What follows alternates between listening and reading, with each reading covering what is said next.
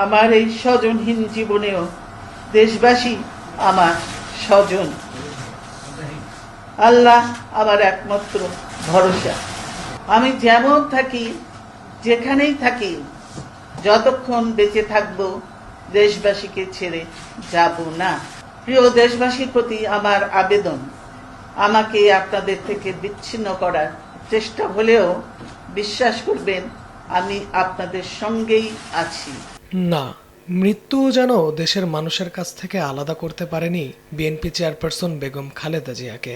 মা নাই আজকে আমাদের, উনি চলে গেছেন, আমাদেরকে ছেড়ে চলে গেছেন। এখানে আমাদের আর কিছু বলার নাই।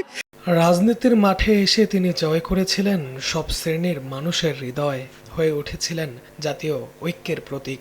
জীবনের শেষ মুহূর্ত পর্যন্ত দেশের মানুষের জন্য উনি কথা বলে গেছেন। তিনি সকল সময় জনগণের পক্ষে ছিলেন। তিনি সব সময় বলেছেন দেশ বাঁচাও, দেশ বাঁচাও, দেশের জন্য তিনি সব লেগেছে। দেশের প্রতি যার যে এত টান, এত মায়া, মমতা, উনি বিদেশ গিয়েও বলছে যে পরিবারের লোক আমাকে টানতেছে রাখার জন্য, কিন্তু আমি থাকতে পারবো না। আজ রাজনীতি থমকে গেছে, শোকে স্তব্ধ হয়ে গেছে রাজপথ। উনি আমাদের ছেড়ে চলে গেছেন এমন এক মুহূর্তে যখন আমরা সবচেয়ে বড় সংকটময় অবস্থানে আছি। যিনি সাহস দিয়েছিলেন, তার বিদায় কাঁদছে গোটা দেশের মানুষ।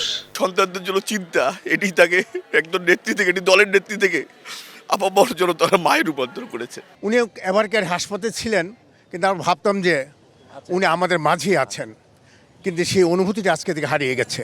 দেশের মানুষের পেছনে অবদানের জন্য প্রজন্মের পর প্রজন্ম স্মরণীয় হয়ে থাকবেন বেগম জিয়া।